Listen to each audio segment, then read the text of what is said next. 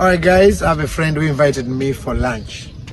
And this is how I have to go to his lunch. Some people are blessed.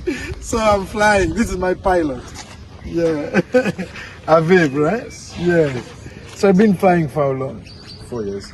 4 years. I mean, I wanted to fly, but I have no idea how you read that thingy. Look at that. This is bar aviation, right? Yeah. Oh, these are airplanes, right? Are these owned by people, Claire? Yes. In videos? No. It's for someone. Yeah? It's aviation. It's for bar aviation. It's aviation. Yes. So where do you guys be flying? We fly within and outside Uganda. So people can pay? Yes, they can pay. Okay. Yeah. All right. Look at that. These ones are very new. These are very nice. So where do you guys fly to? All over the country? Yes. Even all in over East the- Africa? Yes, everywhere.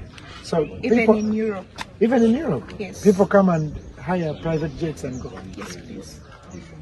Ugandans? Yes. Are you for real? Yes. Let's go in the plane. Those Ugandans I would like to meet.